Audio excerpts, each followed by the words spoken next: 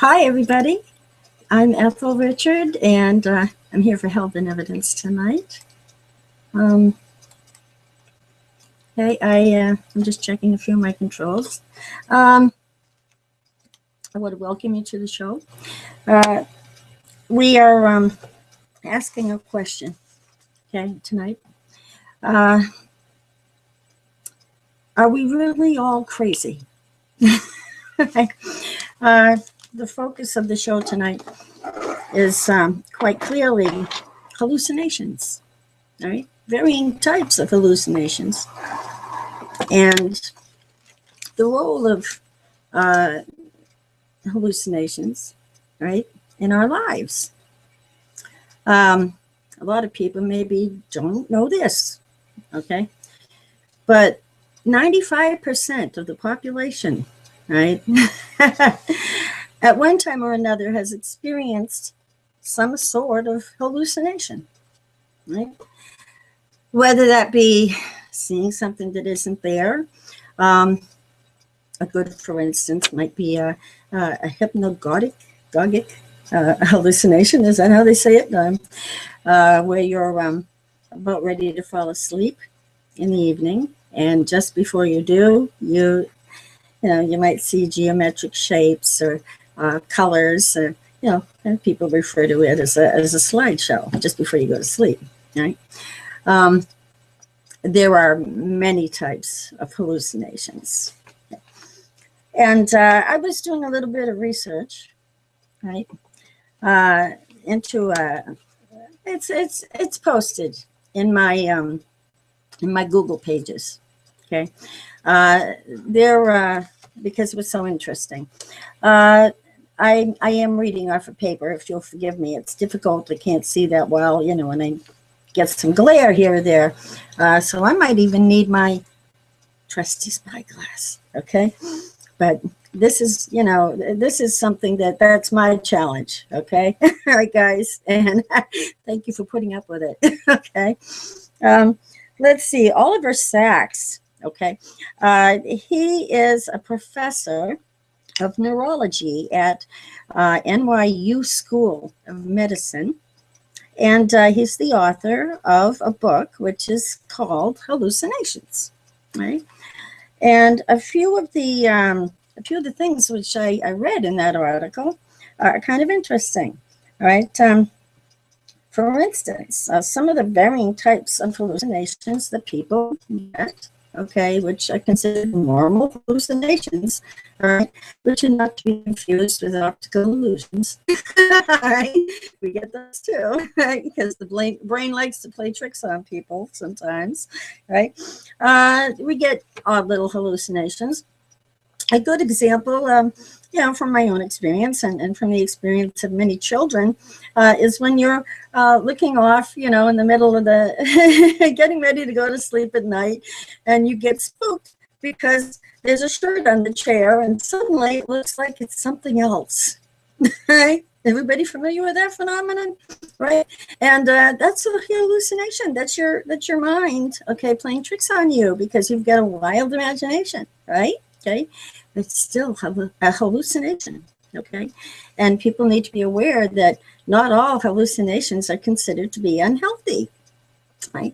As a matter of fact, many hallucinations in other cultures are considered to be of a spiritual, gift, okay, from God, right? Even in our Christian religions, we believe that there's such a thing as a gift of the Spirit, right? Gifts of the Spirit, which include many different types of phenomena.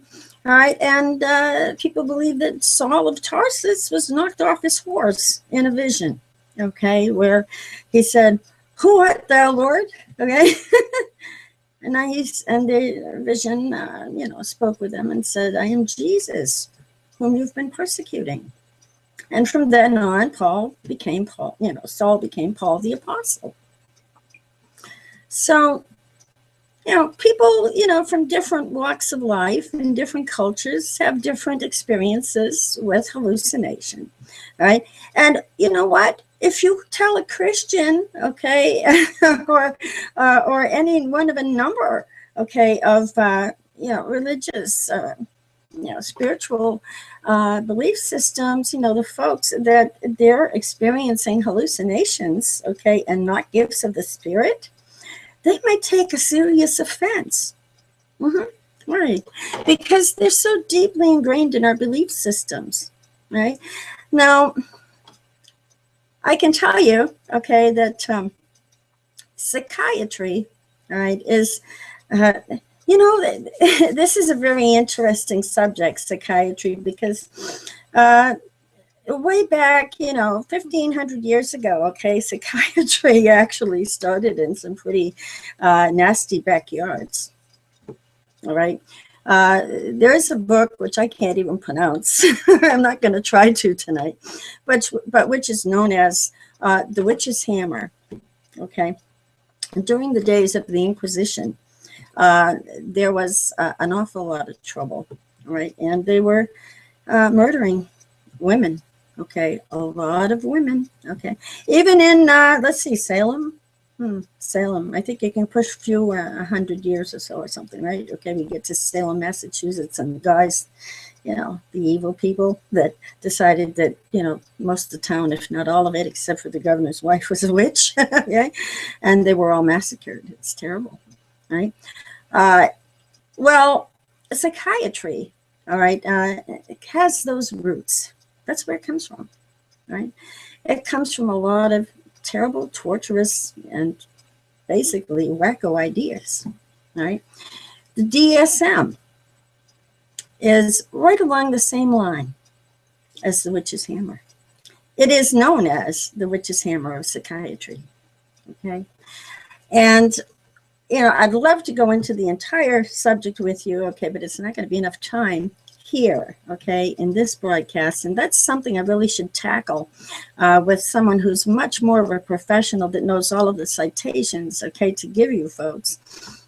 But John Breeding, he'll be back, and we might cover that, all right, in a future show.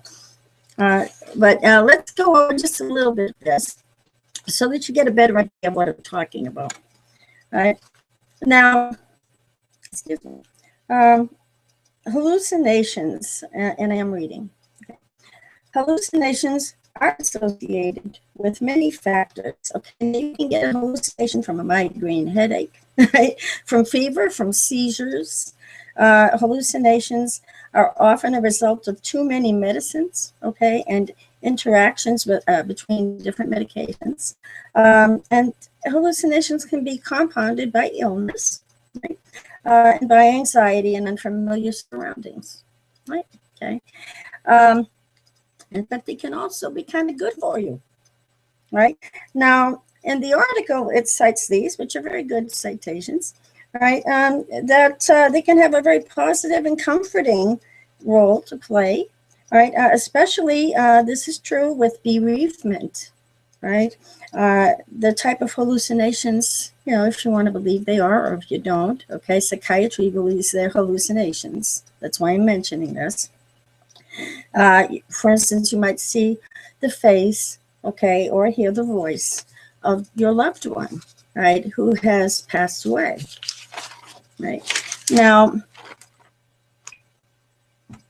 and that'll happen anytime during the first year or two, right? During the time you're grieving, all right? And it's well known. It's a very common thing that happens to many people. Okay. Now, it's where do we draw a line and say that this is healthy, but it's not healthy, right? Where do we restrict people's personal growth? Okay, and personal beliefs. Where do we say that your belief is just a little bit out of this world, and so we're not going to accept it, all right, and you are mentally ill? Okay, that's what this is really all about, okay? When you have a belief, okay, and you base your faith in that belief, right, you don't want someone coming up to you and telling you that you are mentally ill and that you need to take a medication, right? But this is what psychiatry does. And they do it on a regular basis, every day, to millions of people, All right. So this is not a little small thing that happens in an isolated incident. Right. It happens every day in every big and small town. Okay, in the United States and all over the world. Right. Now, I sorry about the dead space. All right. So we do have this issue going on in modern times. Okay, where we have a lot of problems with psychiatry immediately believing that if you hear a voice or if you admit to hearing a voice, okay, that automatically is synonymous with schizophrenia, for instance. Okay, and these are considered to be very serious illnesses, all right, which you can't, they won't just let you walk away from it, and say that you're not ill, right? So many people are being drugged, okay, with very serious psychotropic drugs, right? And misdiagnosis, that is something that happens continually, all around the United States. Mainly, I would say because there really is no such thing as John, my friend John Breeding would explain if he were here tonight. There really is no such thing as mental illness, right? They're natural processes of the human, experience of growing, right? Growing and facing your difficulties in life and learning how to deal with people and maturing, right? And being able to, to grieve when you're sad and be angry when you have a good reason to be angry, and be able to get past all of these many issues that we all have, that we all experience from day to day, from the time that we're born, right? And, so we need to put ourselves in charge, okay, of what our beliefs and our heart tells us. Okay, we need to trust in what we know as human beings is common sense, right? You don't need to take a drug. You don't need to take a drug to get through your problems in life. You need good, solid families. We all need good, solid families. We need people who will care, who will help us through our problems. We also need to be able to trust each other. We need to develop respect for each other. There are so many issues that come into play in human existence. I'm not a psychologist, right? I've studied a lot of books, but I'm not a psychologist. And but I can tell you just from personal experience that being drugged, okay, and the ways that psychiatry drugs the masses is a very dangerous enterprise. It's creating a lot of very seriously, truly ill people simply because the drugs themselves create addictions. And when you try to come off of these drugs, right, it's not a small issue. In many cases, the psychotropic drugs are just unavoidably hostile, okay, to your trying to come away from them. You develop severe withdrawal symptoms that very much resemble or are identical to the symptoms, right, which they say are your mental illness. So what are we to do? Okay. I run into people all the time that tell me that they've seen a ghost, right? Or they there's some people that get some pretty flighty ideas, yes, but we have a right to believe in such things, okay? Whether it be that we believe that Jesus can talk to us personally, or whether we believe that the aliens are running the planet from some other galaxy. We have a right to our humanity, right? And we are not hurting anyone, okay? So why would they want to hurt us? Okay. And in psychiatry, you have so many different types of ways that they try to control us, right? Um, Electric shock, okay, which is something, when I was, when I was a little girl, I was given electric shock and it just about near destroyed my life, okay? And, then there's the drugs, okay? And the truth is that these things are not something that the human body is, accepting. It's not something that it's healthy, it's going to make you better. It's something that's going to make you worse. And so why must we, okay, agree to it? Simply because a psychiatrist says so, right?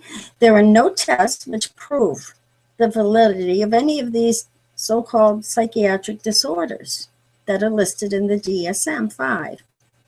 There has been so much controversy, okay, from other experts, all right, that are in the fields of psychology, okay, and whatnot, against the DSM-5, okay, because psychiatry has a way of creating new diseases where they never existed before, right? Just simply to make money, right? And they have the influence also with them of these pharmaceutical, the major big pharma, okay?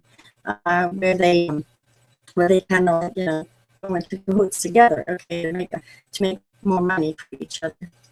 Right? This is a very serious issue, okay? And the people who are taking the drugs and who are being electroshocked and who are being ordered by the courts, it goes that far. Yes, it does.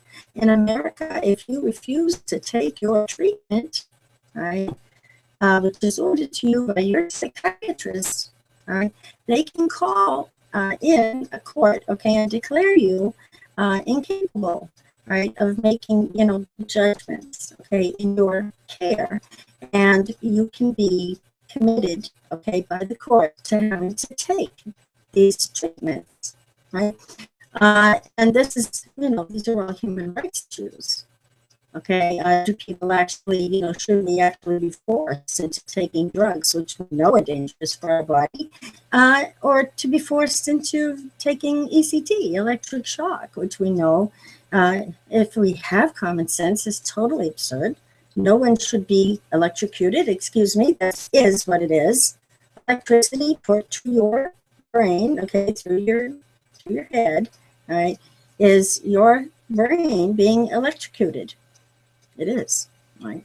And they can come up with all kinds of reasons why they say that that's not true, but it is true, right? And every time that there's a meeting, right, over at the FDA, and at those organizations, okay, and I know because John, he's involved in stopping those things from happening, where the controls completely come off, okay, of these organizations, the electroshock manufacturers and all these people, okay, that want to get the rules lifted so that, they can get more leeway, more power, and do what they want with us. All right, people like John, okay, go in and explain why this is a very dangerous practice and you cannot deregulate these machines. They have to be looked over. They have to be very carefully monitored what they're doing, right? They are not anything healthy, all right? You would not allow your child to put a wire, whatever. You wouldn't let your own kid, okay, or anyone in your family, okay, right in front of you, okay, become electrocuted, all right? It doesn't matter, the voltage isn't going through the main part of the body, but even if it goes through your head, it causes the brain damage, all right? People need to realize that. People that are struck by lightning or brain dead, they have problems, okay, after, okay, causes all kinds of problems. Any kind of electric shock to the brain, all right, will cause some neurological and serious damages. So we cannot allow this kind of thing, right, to be happening to us, okay, as a nation. It's got to stop, right? And so, therefore, I'm here, okay, and I'm doing what I can do, okay, to help, All right. And, one of the things we need to do is discuss issues like this. Now, there's a lot of, people that have had strange experiences. Okay. And I'm sure that you don't look at yourself as crazy. And if you do, you shouldn't. All right.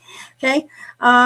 There are people, sure, that, kind of go over the edge and they, misbehave. They create problems for other people, but, it's not the kind of thing like this is diagnosed, okay, like, as an illness or a disease, okay? It's a behavioral issue, all right? People have bad behavior. Some can control themselves and some cannot, right? Some don't have the capacity to control themselves. They're, the psychiatry is even trying to and has been, okay, getting their dirty fingers, okay, involved in drugging our small children in many states, all right? I'm talking about kids that are very, very young, all right, 2 and 3 years old, perhaps even younger. I've heard that there's a push that they want to start giving drugs to infants, which is really a horrible shame. You can't diagnose a mental illness in a very young child like that. Okay? They don't even have the capacity to have a mental illness. Right?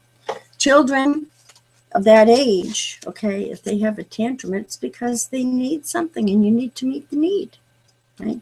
It's not because they are mentally ill. Right? As any mom can tell you. Right? Okay. If your baby's crying a lot, maybe he's got colic, right? And you don't assume that maybe he has a mental illness, okay? Right? But anyway, because of the surrounding factors in the family, I think that's where they're going with that, okay? If you're having problems in your family and your baby seems to be chronically all the time ill, all right, and something isn't quite right, then they're going to start considering that perhaps, your child needs to be medicated. Right? That's a horrible situation, okay, for that little baby to be put in. Right? Anyway, everything I'm saying can be checked out. Okay, all you need to do is look into the pages of DSM-5, and you will see many, many, many strange and odd diagnoses in there. Okay, things that you never would have thought you would consider mental illness. Right? So anyway, okay. Well, I've been running my mouth, huh?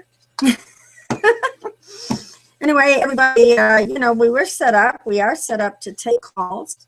Okay, I don't know if I'll get one. But if anybody wants to, that's great. I'd be happy to take your call.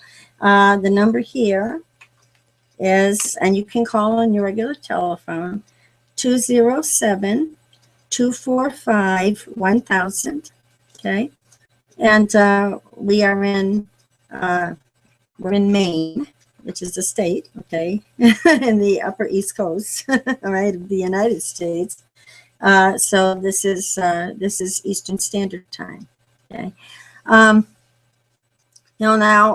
I'm going to be back here, okay, every Sunday night, okay, for the who knows, for at least for the near future, okay. And we're going to be talking about different subjects, and we're going to be trying to get into some very serious discussions with people, and we'll be doing some fun stuff too. We have some things in mind that we'll be doing. John went on vacation, okay, this week, so and he's probably busy doing something really cool right now, so he's probably not watching. He'll catch this later. So anyway, it's been interesting, even just starting up to do these little shows, and and learning all of the different facets, of operating the computer, and trying to do things like take telephone calls instead of just have a comment tracker going and all of that. So I'm looking forward, okay, to it as time goes on, getting more experience with all of these things, and I appreciate you guys all just hanging in there and, and being patient with me. And sometimes we'll have Katie with us, and sometimes we'll have John, and we'll have some other people too.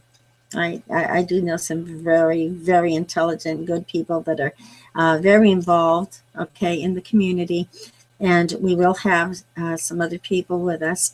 We're going to try to get David Katsikas, okay. He is one heck of a musician, Breaking 10. And, and we'd like to do a little something with him where he can open up his studio, okay, so that people can visit with him. And maybe he could, we could get him to play us a tune, right? And we have, many different type of things that we will be doing, okay, over the course of the next 6 months or so. And so, we are looking forward to it, and we hope that you will come back and join with us again. It won't always be just me, but I have to have the courage to come here every day. John said last week, he said, I think you have courage. I said, I don't know. I'm just stubborn, but, it takes a little bit, to